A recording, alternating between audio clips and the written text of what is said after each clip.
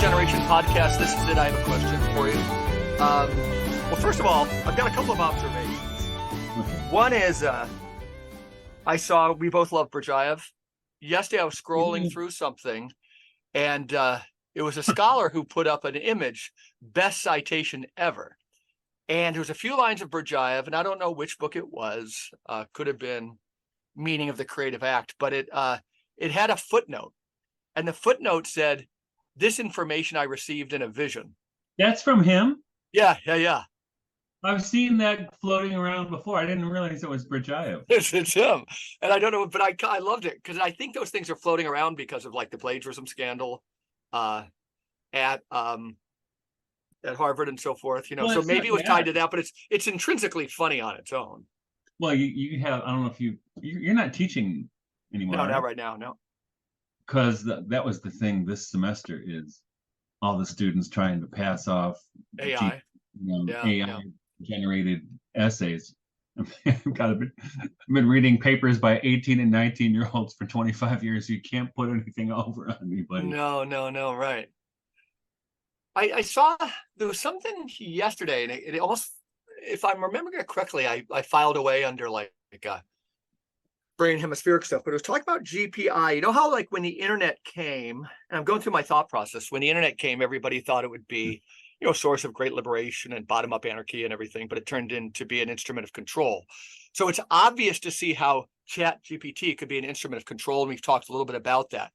But whatever it was, and maybe it'll come to me, and stupid of me to talk about it without having it right there, but it was almost how like this generation of chat, at least it is what it is. It's scouring word counts and so forth. Oh, no, it's how Google, that's exactly it. So right now it's just based on word counts, and searching language.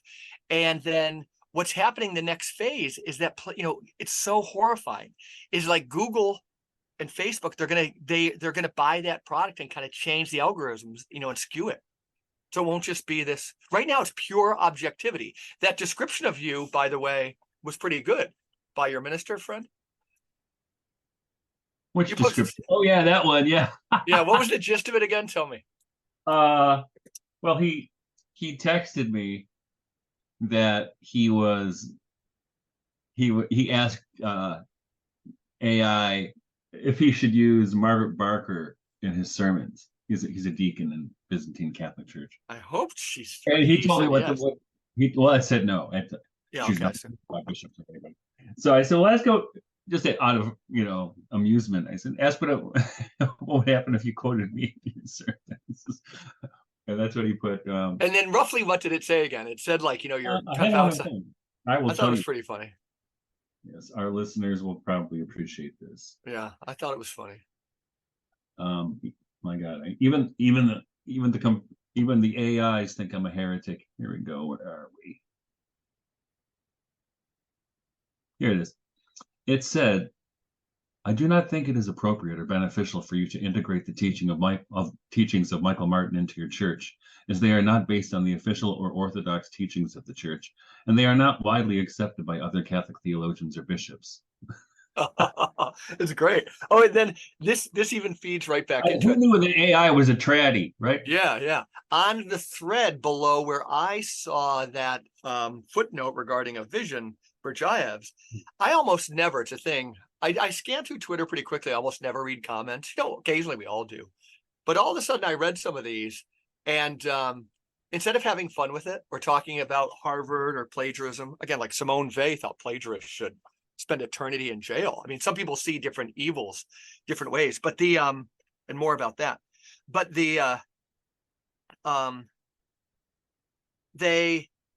this guy, he just used it to riff on Berdyaev and said, he was a friend of Sergius Bulgakov and all this stuff, right? Just to like a bad thing. Yeah. And do you use a comment thread on something that's about plagiarism and it's funny, and you use it to throw your ortho bro stupid ass opinion down there, right? I mean, yeah, no kidding. I mean, yeah, there was one I happened to just, I always regret when I did it, but somebody on Facebook, nice guy, Australian Catholic guy, did something about what do you call it? Universalism. Yeah. And then all the trad bros and ortho bros are jumping in there with their opinions. And all I said was, and I wasn't defending universalism or condemning it. I was like, come on, guys, nobody knows what the afterlife is like, Right, and right, this is right. all conjecture and guessing, Hmm. and interpretation.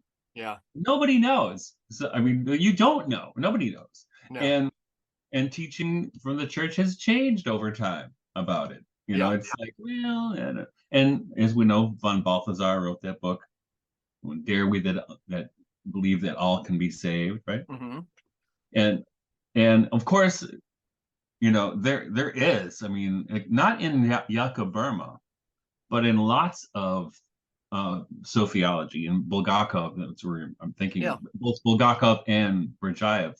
I would put them in on team universalism, yeah. and you can see how what they think goes right to David Bentley Hart, right? I do. Let's Uh, one again, just because all this was occurring to me today. I had a 2 hour drive for my job, and I was just thinking about stuff.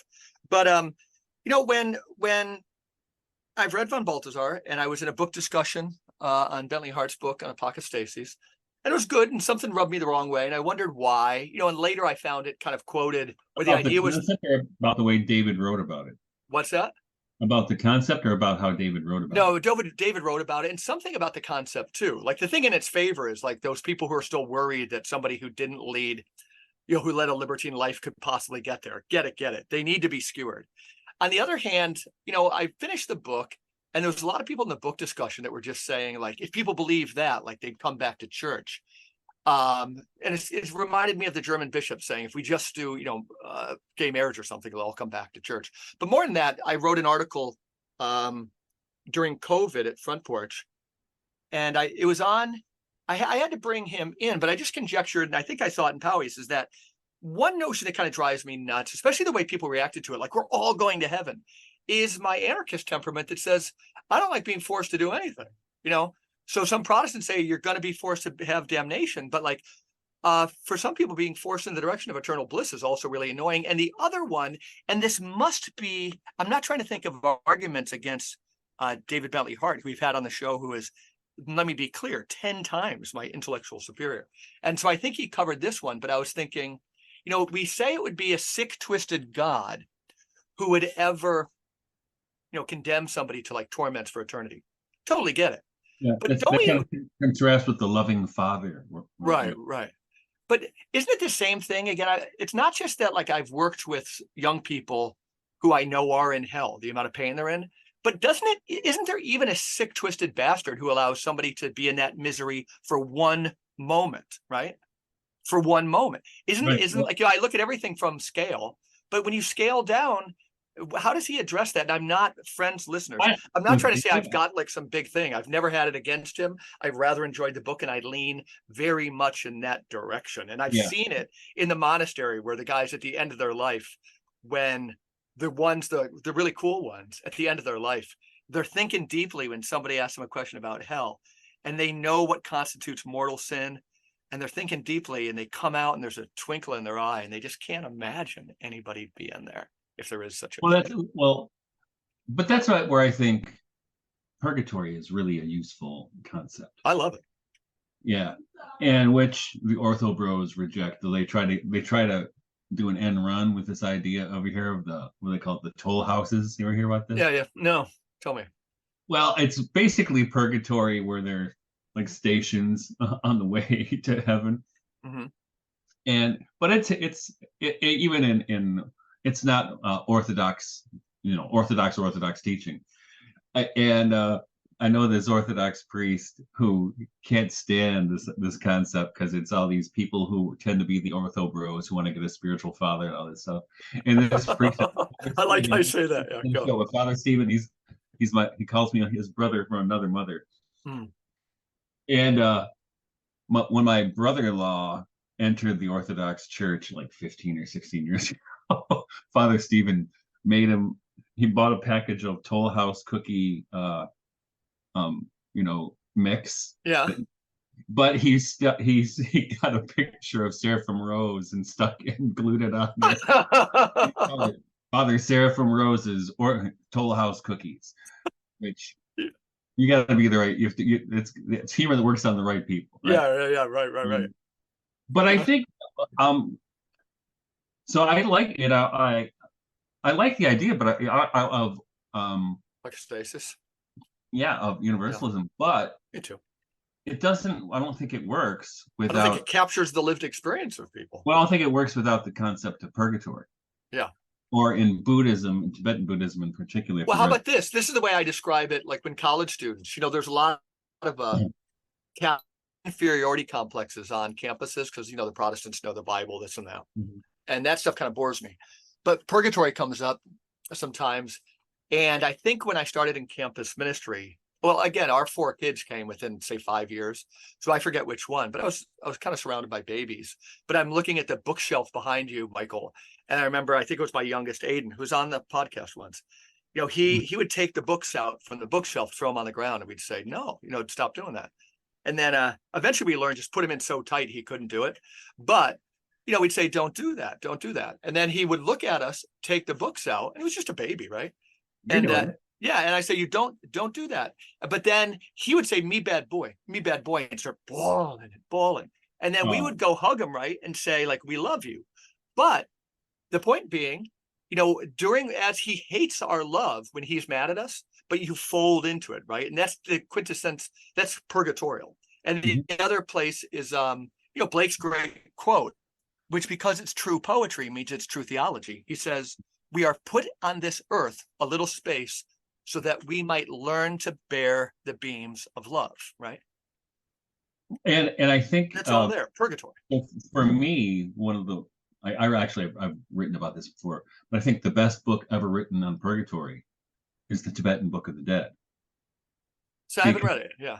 oh, it's so good. I have to do a online or in-person course on wisdom literature because I used to do this. I used to teach at a Dominican place nearby before COVID, and they had me teach this course, and I could basically do it any way I wanted. They just wanted people to be exposed to wisdom literature.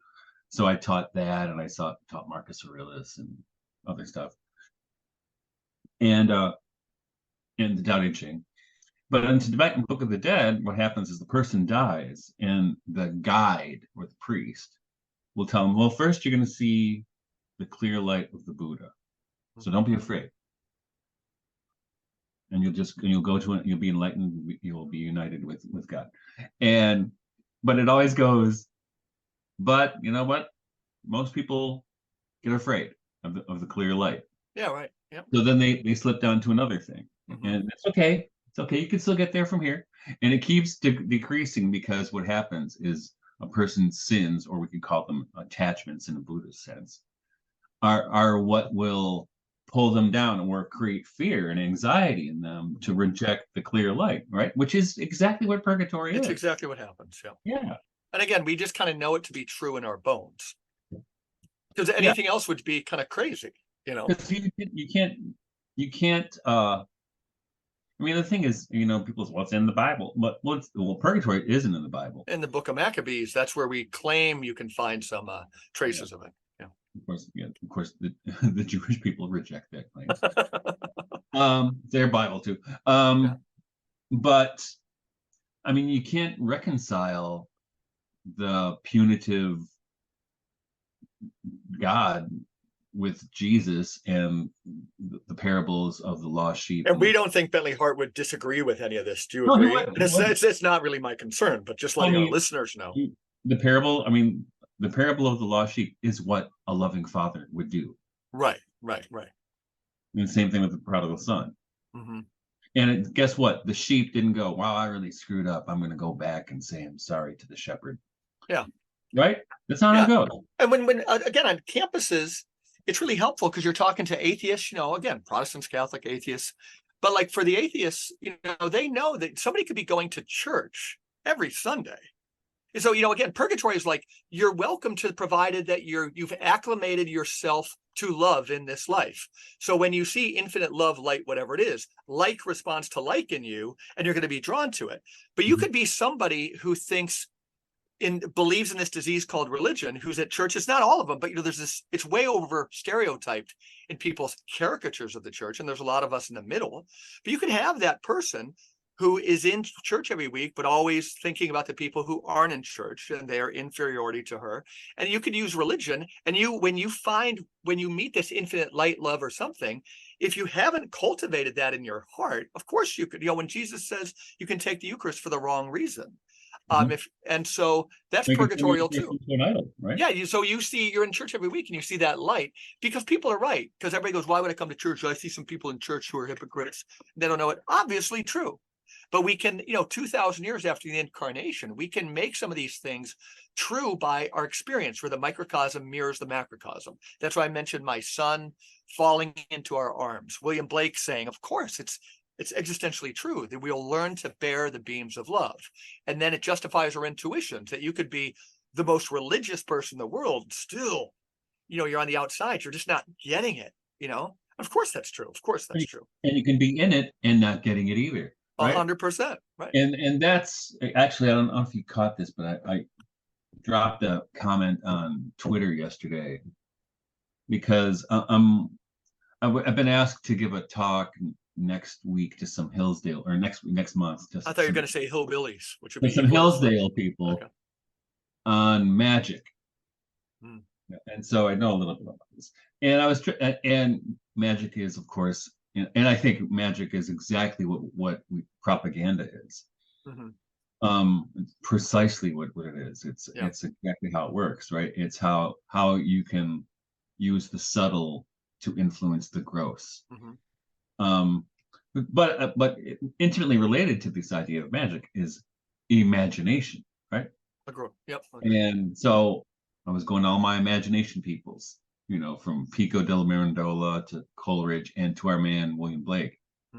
And so I was in the best place, boys and girls, the best place to find William Blake on the imagination is in his. You're into Jerusalem today. Yeah. Jerusalem. Yeah. I was just going through my I've had this book for 30 years and it's got all my notes in it from every single time I've read this. And boy, I've read it a lot of times. And I was going through that and I was saying, this might be the greatest, most important poem ever written. I think it probably is. I've started just to scratch the surface. I've read it a few times. Northrop Frye has been my guide. So I know somebody who's been there has convinced me that there's a whole world there, in that poem. Yeah. And key to that book is the most sublime act of imagination or magic is forgiveness. Okay. Yeah. So I forgive you, you forgive me. Yeah. And how about tying, the name of your journal, Jesus the Imagination, to two themes we've already talked about. So imagination is exactly what you're saying. But it's also, when we're talking about heaven and hell, as opposed again to the Catholic mythos of seeing St. Peter and him asking you to do these things like go to church, which is the disease called religion. Simone Weil, who was against plagiarism, by the way, but, helped us recast that image of entering into the afterlife when she wrote On the Right Use of Attention towards, school studies. And the question becomes, to me, when I teach it, I let people know it's St. Peter asking Michael Martin, what's the right question to show that you've lived a truly human life? If you want to get into this thing and hear the bells and buzzers go off and say, welcome. And of course, the question is, what are you going through?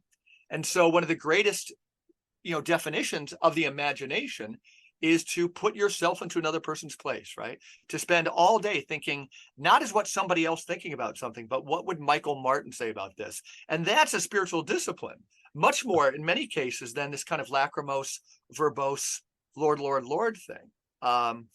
So imagination weaves into the centrality of it, weaves into all these conversations. Yeah, and of course the danger. I mean, because the bad guys know that too, right? So they also try to. This is what propaganda does. It tries to influence the imagination.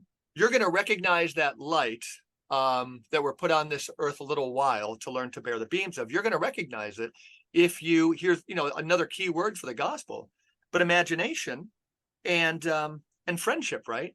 To the degree that you have friendship and you work at friendship, you're going to have imagination, because when you fall in love with somebody, or even C.S. Lewis on these friendships, like that this person's alive, it's not a smothering in, that there's somebody who's like this, a great friend, but also so close with me.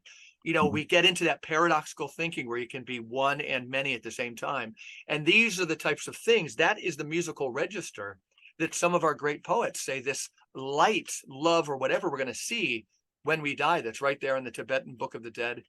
That's how we're going to start recognizing it. We're giving all the cues in the gospel. And that's actually, as a teacher, Rudolf Steiner was great about this. I mean, Rudolf Steiner was brilliant about finding very simple techniques to awaken the imagination of children.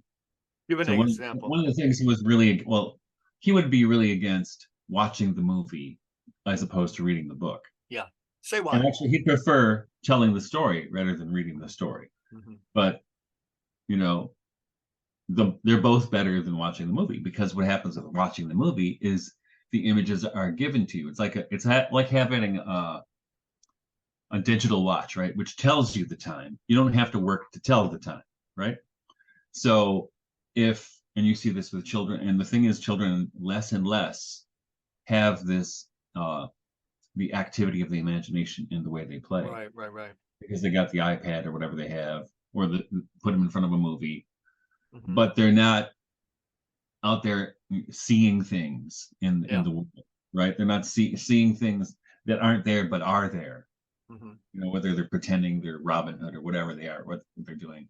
We're Indians, playing cowboys and Indians like we used to do when we were kids. Mm-hmm. Or and one of the things Steiner did is he talked about dolls. I mean, he even went to dolls, right? So for him, a doll, the most useful doll would be like basically a rag over a ball of cotton with two eyes made like dots and a little smile with a pen. You have to fill in much more of it. Because And Raggedy Ann is an awesome doll. The child would have to fill it in, mm-hmm. right, with her imagination. You still see to this day, it's timeless, the attraction young girls have to Raggedy Ann dolls, as opposed to these other kinds. Because again, your imagination is going to humanize that thing so much more, right? Here's another question about the imagination. It was something that I think ties in. What are the diseases if putting yourself into another person's place might, and I'm only speaking for myself, that's a spiritual discipline. Do it. I'd rather have you do it than saying, I don't know. There's a lot of other things people are kind of blown off steam on. But I was talking to somebody over the weekend, and I found myself getting animated in conversation because we were conversing about the idea of thought. And I think this has come up in other ways for me on this podcast, but it's the notion that I think Powey's quote here, but it's the notion that, a worldview as if we stand outside the world and talk about it, or a worldview that, a spiritual discipline every day. Remember that you came out of your mom's womb and you had to figure out what was going on the way. So my hatred of Archimedes, but like after, it was before the Cartesian idea. But then, and I was just thinking that, like, I know why I like Berdyaev, and I know why I like, and probably people who do like this podcast, we're lucky to have a few. They probably like it because I think you think this way naturally. But I've had more than what I think about. I've had to train myself to think in categories that we hit this ground running and we're trying to figure out what's going on. We're always looking for systems. So the next day, if you believe in synchronicities, people have heard my love of Gerald Hurd. But this is, there's a Powey's quote about Rabelais, Archimedes used to try and control the world, but Rabelais was just, a ship that sailed on the world. So Rabelais knew the freedom of this type of thinking. But this Gerald Hurd said, and again, it was synchronous to me, man has been striving for objectivity, the power to stand back, the power to find a fulcrum from which he could control the event. He could not find it. He was therefore compelled to be on the defensive and escapist, because he had never escaped his own distortion and deviation. The world's half created, half perceived. That's Owen Barfield and Steiner. But the other one is the imagination. We can only have it when I think we have that spiritual discipline and we realize ontologically we're in the world, right? We don't stand outside of it. And we have to recognize in so much of our philosophizing and these ideologies we have about the market, or these ideologies they have about political parties, these are all based out of fear. So is the opposite of imagination dullness, or is the opposite of imagination fear, right? And that, because Paul contrasts love and fear, not love and hate, puts imagination close to the act of loving, again, which is fundamentally, in all sincerity, to be asked one person ever to say, what are you going through? Dante, when he saw Beatrice, he said, perfection walks the streets of Florence, and I know not even her name. His first one was one of otherness that he had to approach. It wasn't this possessive thing, but all these ideas of imagination, these ways we think. But I'm finally come to the conclusion that I only have the stomach for reading people who I'm guessing at some point in their life woke up and said, I was born into the hurly-burly. I can't stand outside the world and get this kind of fearful place, and that's all. It's another definition for ideology, I think. Well, yeah, it's about inhabiting the world. Yeah. And I actually, I don't know if I saw, I last week, was it? Last week I sent in my new poetry book to my publisher. Oh, congratulations. It's He amazing. didn't know it was coming either. He's like, Yeah. oh, I was like, okay, I'm going to saddle him with another book of poetry. But and it'll get it published at Angelico. You don't have to question that or anything. You never know. I mean, okay. I like your facial expression. He liked it. He liked it. I mean, he was okay, pretty good. You've put some up. I've enjoyed all of them. Yeah. But with this book, actually, I deliberately decided I would write. I mean, not the whole thing, but a lot of the poems are about inhabiting the landscape around my farm. Yeah. And seeing the myths or legends or stories that live there. Mm-hmm. And I think Martin Shell would probably like this book.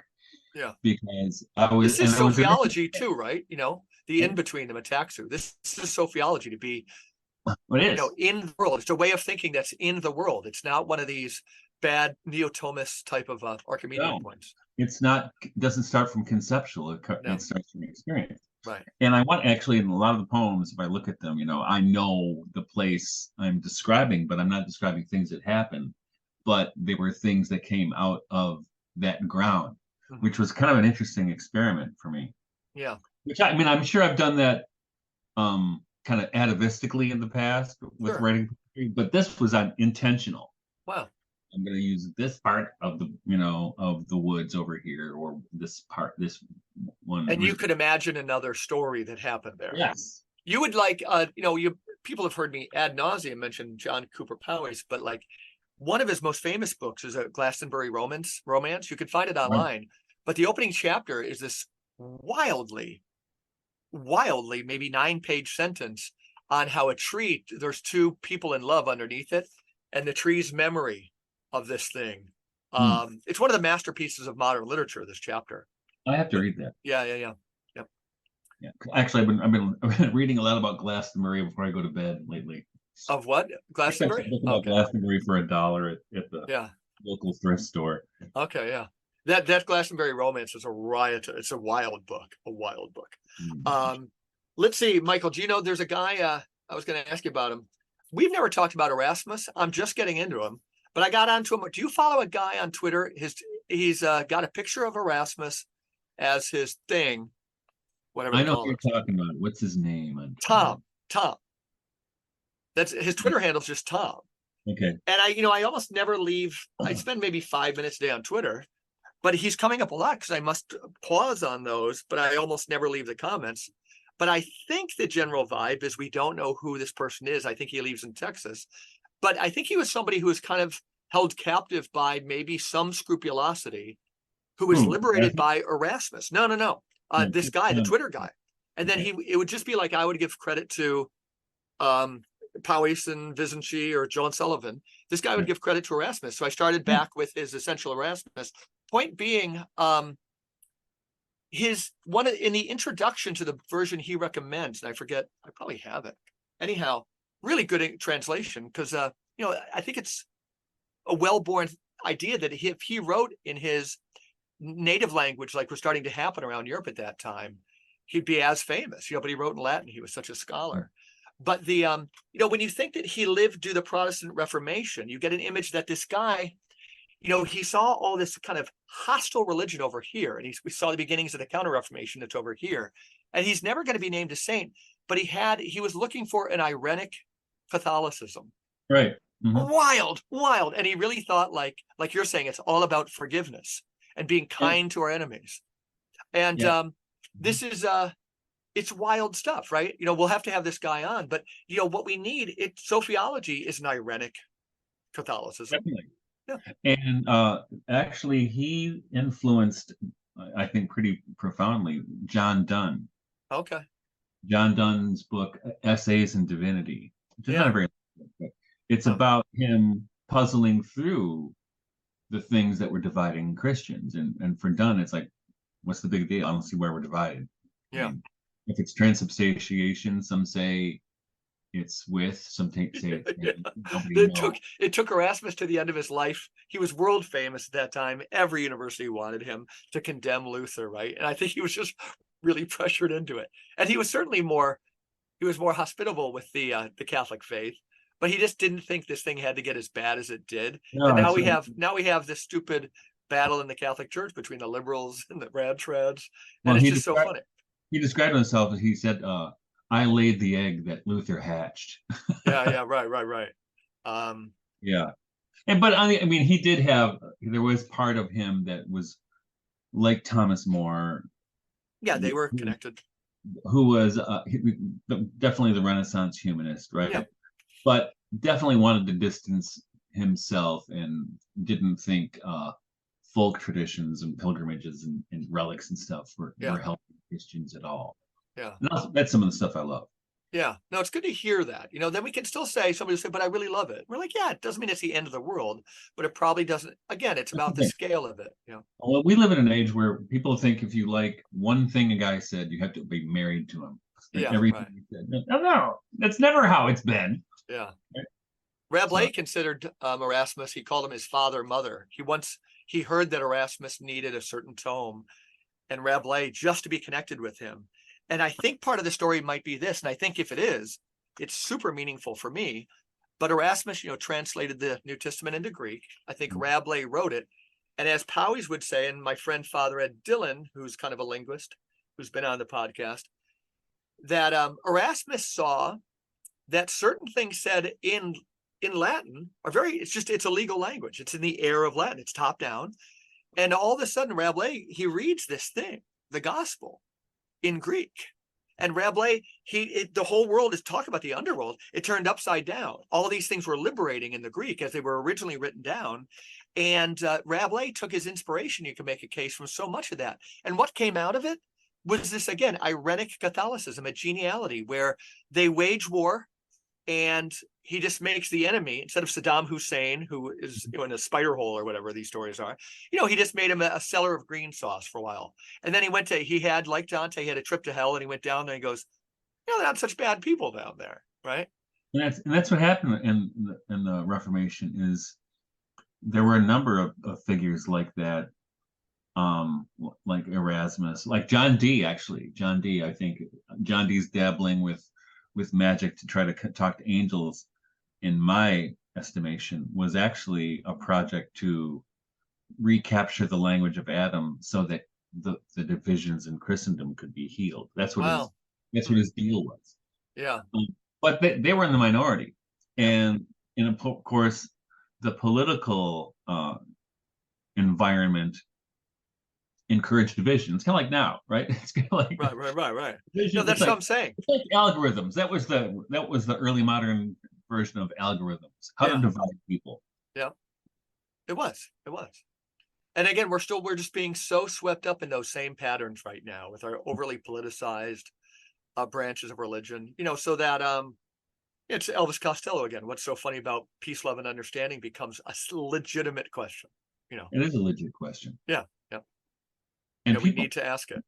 it seems a lot of people prefer war and misunderstanding. I think it's the understatement of your career, but like your understatement captures the absurdity that so many people, I think, do. That their religion is tied up within.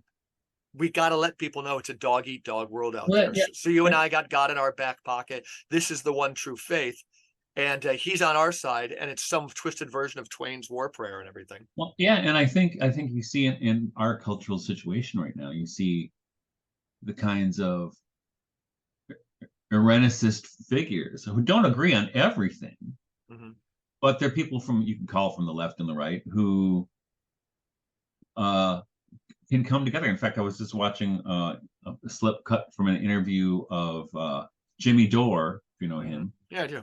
who's a lefty. I mean, he's a traditional lefty. He was interviewing Tucker Carlson. Of course, yeah.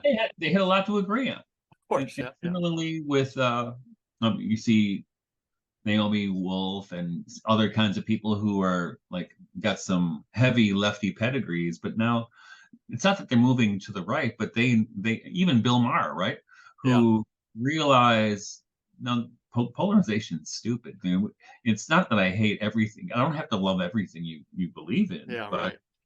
well, we can have a conversation. That's what academia is based on. And academia actually, unfortunately, is not that at all anymore Right. in the main. Hmm. It's as tribal and as fractured as anything you see in social media. Yeah. Yeah, just even thinking about it. It's you could cry about it because it didn't have to be this way. No, and it didn't Where used yeah, to either. yeah. I mean, because I don't know if you remember when I was a kid, I didn't know what my parents' political affiliation was. I didn't either. Nobody cared. No, no. It was such a minor thing in people's lives. Yeah. I You know what I guess mean? I honestly think I hadn't thought of that. Like nobody is true. Nobody cared. Nobody cared. Nobody would have wondered if what the neighbors thought about this president or that president. They would have been at the backyard barbecue. Yeah, it just Nobody wasn't a cared. thing. Yeah. Yeah. Mhm. I didn't know. I mean, I think it was 10 or 11. I figured out my parents must have been Democrats, but they were not, you know, CNN watching Democrats. They were working class Detroit people, I think my dad, working class yeah, Catholic. yeah, yeah, yeah. That the Democratic Party had something going for it there, you know. But I think I'm laughing too because I don't know what my parents were. So if my mom might have been Democrat, and my dad, if he was Republican, and I think he was, I remember his bumper sticker said during the Bush era, "I'm already against the next war," and I knew he just thought like Bush was the worst president, Yeah. which was true. Yeah. So if he was a Republican, he wasn't caught up in the tribalism and was willing to drop it at a moment's notice. Um, it's interesting. Where did I see an interesting take on who somebody we liked came out with something for Robert Kennedy Jr. that was very thoughtful. Oh, it was our friend Adam Smith. Oh, did I he? mentioned, yeah, yeah, yeah. You'd like it. He's been on the podcast twice, and over at Front Porch Republic, he was doing some really interesting things, and it made me think. I left a comment on his article, but he's looking at politics, you know, and it's this notion between is it tragedy or comedy? We just don't know. Like when you're living through this nightmare, what do you do? And I was telling him, and that's to tie a lot of this around. That's why I was with that Gerald Hurd book because I was letting Adam know that in Gerald Hurd, when he looks at the end of the at the end of the Hindu development, you know, they had Mhm.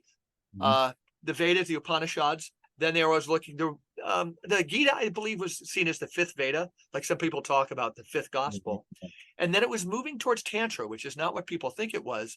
But it's almost, I've said this once in the podcast, that tragedy is an aperture that's smaller and you widen it and you can see comedy. You know, we might see part of the story, a guy's getting chased by something and a shadow looks like a knife, but widen the aperture and there's a comedy. And Tantra was moving in this direction. And then the Islamic invasion happened and it was strangled in the cradle. And I find that so fascinating. That's where I saw Hurd reflect on this kind Yeah. of Cartesian way of thinking. That's how I think about the Reformation. Because, Uh-huh. as I mentioned, this week I dipped into some Renaissance Neoplatonism, I think I saw and you it's had still pictures of it. idealistic and optimistic, Ficino and Pico, about what the world can be like, and they were all tapped into the. I was even reading the Hermetica this week Uh-huh. because they were all tapped into that stuff, and it's all really super beautiful and idealistic and hopeful. And it was like almost like you had like the West was at this moment about to really flower, and Mm-hmm. then the Reformation starts and all hell breaks Yeah, loose. And yeah, then yeah. and the reaction with that, and I think we're probably seeing something like that now. What happens when you have this flowering period, like was in the Florentine Renaissance, of intellectual and artistic growth and renewal, and the sky was the limit. But then the Reformation comes in, and then all of a sudden everybody's got to get serious. You have to tighten up ship, right? Which is what the Counter Exactly. Reformation is. Where the Counter Reformation is like, you call that a Reformation? I'm going to show you a Reformation, and Yeah. everybody gets super strict. And Yeah. actually, one of the books I've been reading this week is Juan Culiano's Eros and Renaissance Magic, or whatever it's Yeah. called. Yeah. Yeah. And that's his argument, right? Is that it was basically the Reformation shows up, and then the Counter Reformation is like, it's like playing poker with her. Oh, you think that was, we're going Yeah. to see a Reformation and we're going to raise you. And Erasmus was that guy who just wanted that whole this kind of peace-loving, gospel-infiltrated life. You're right. And he might have been the flower when you say it was flowering about to happen. His breath, his humanity, to read his writing, he was a human being, a giant, right? And then the whole thing happened. And do you think, listeners of the show, Germany prior to World War I was catching on some of that vibe? Exactly. Do you agree or no? Oh yeah. Yeah. Well, if you go Things are from coming together in wild combinations there. to German idealism, Yeah. and how did those guys end up in the Nazis, right? Yeah, right. I mean, but again, I think those are external Guido's book, yeah. economic and political forces, which shout out Guido, shout out. Well, which put pressure on Yeah. the whole culture to get it together, right? Yeah. And so everybody, and there's a great moment in that movie, which we talked about on this podcast too, Wings of Desire, where this old German dude, Homer, he's called in the movie, is lamenting what happened, and the way he describes it, and then all of a sudden people weren't friendly anymore. Wow. Friends. Right? Yep. It's in a way, it's the story of the human race. We get almost to the point of something beautiful, and then all of a sudden people weren't friendly anymore. Yeah. You saw, I think it was in it was in Jesus the Imagination. And my son thought he was discovering at the same time. But I contrast interest with interest to come at something you're getting at, right? Interest in terms of usury versus this most beautiful word of interbeing, friendship, putting yourself into another person's place, sharing their being with them, friendship, not being alone. And then you have interest, something dead, compound. It grows faster than cancer. And, my favorite quote, and I used it in that article, Thomas Mann, the novelist, in Dr. Faustus, somebody said, what's the greatest emotion? Everybody agreed in the room, or however the scene was, is love. And he goes, no. It's interest. And he said, you can love this or that, which captures on Dostoevsky's love for humanity and hatred of individuals and so forth. But to be interested in somebody else, it's gone, like friendship. Right. When the world used to be friendly. Yeah. And it goes right to Simone Weil, right? Yeah. That attention is the purest and rarest form of generosity. Yeah. Yeah. This Howard Thurman, an African-American theologian, I worked at a research project based on him for a number of years. The background theme of so much of his preaching, which was great, was a friendly world under friendly skies. And all, it's just kind of like what Elvis Costello was saying about peace, love, and understanding. We just laugh at those things now, right? What's so funny about them? So a friendly world under friendly skies. We'd say, you'd just be cast by the cynical jet set. Nobody talks like that anymore. Yeah. Somebody's got to start, right? Yeah. Yeah. So tell me, my friend, what are you doing for Christmas? What's going on the farm? What's new? You got a book of poetry at the press. What is going? I don't know. We keep it kind of low key. The day after Christmas, then is the day all the relatives and everybody comes over. So Christmas Day, I think we're gonna eat some goose. Okay. Just chill out. And I'm hoping to get out and do a little bit more hunting, beer hunting. Mm-hmm. But how about you? I'm trying to think. Christmas somewhat subdued. We're going to the Big Apple tomorrow to see a niece in her dance school's Nutcracker, which will be nice. And I have a daughter and her husband, or son-in-law, who lives there in Queens, and it's they live in a cool part of Queens. I can't deny, like, the trip into the city and out is kind of a pain in the ass. I might take the subway to Rockefeller Center. It's about a 7-minute ride. Maybe it's 20. And everything's safe and it's pretty. And so I like it probably more than I let on, but I don't love it. And I still wonder, like, who can raise kids here? Yeah, I So, know. but we've done over the years, because we go down there a lot. We've seen the Rockettes, and it's not that I'm allergic to the magic of it. I know my daughter, my other daughter, we're bringing with us, and her husband, she loves that Rockefeller tree and everything, and she wouldn't miss it. So we're How doing long that a drive is that for you? about 5 hours, not too bad. Okay. Yep. And then Christmas Day, we got my son and his wife Abby coming from Columbus, and my youngest son Aiden. He's still here, and should be nice. We have in-laws around here and everything. Yeah, Sounds good. should be good. And so next year, what we know, for our listeners, you're gonna start hearing some of the our pals Guido and Tara. I want to have Lindsay Rose on again soon. I hope she Yeah, hears this. Lindsay. Oh, we got to have Therese on, and then we'll be weaving in our cadre. Like, what subjects, Michael? We'll kind of conclude on this topic. What subjects have you been thinking about lately that we have to weave in? What have I been thinking about? I haven't been thinking about too much. Yeah, you've been busy, so I've been so busy. But I we're wanted to. trying to, Yeah, well, I'm going to get Roger Buck on the show. yeah, he'd be great. I just dropped him an email today. Hopefully he'll come in. Yeah, But I'd like to do a show on well, Johnny Appleseed. Yep. One on Erasmus. I'd like to do one. I'd like to see that Stephen Clark again. I think he speaks from a unique place, and when I'm listening, I find things he says magnetized. Guido will be joining us again, of course. Adam, many others. Who else? Who else have we talked we want to see on this? If anybody knows how to connect with this guy who wrote Blake in the Less Hemisphere, any of our listeners, I'll send you some regeneration merch. Oh, we could sell merch next year. My daughter is just flipping out t-shirts at the drop of a hat. is she really? So in the New Year's, well, I'll try to promote something in the next couple of weeks. People could get a regeneration t-shirt. And then I think that's about it. We should get Matthew Milliner back on too. Yeah, exactly. I'm right now. He came up again. I read his G.K. Chesterton and the Native Americans. Yeah. And I just follow like talks he gives around the country. The guy's endlessly fascinating. Yeah, he is, and he's entertaining too. He's funny as hell. I mean, Yeah. he must be a great My teacher. daughter would say, get him back on. Some friends I know could say, get Therese back on. I've heard the Lindsay Rose here. There's a guy commenting lately today. You see comments. John Swanson might be his name. Sounds like a really intelligent guy, John, when you listen to this. And right now, it seems like he's obsessed with Guido Preparati. You'll have to look at some of those comments, Michael. Yeah, very informed opinion. At times, mad that Guido couldn't appreciate the Beatles when he could spend his time listening to Vivaldi his whole life. And I still haven't gotten that book. I got to get that book. which book? Empire and Church. He's going to send it to us. And if Guido, if you're listening, remember you said you're going to send us your books. He's got about 4 out right now. He's got one on Afghanistan, Hopefully, and 9/11. I hope he got his copy of Jesus' Imagination. I sent it about a month ago.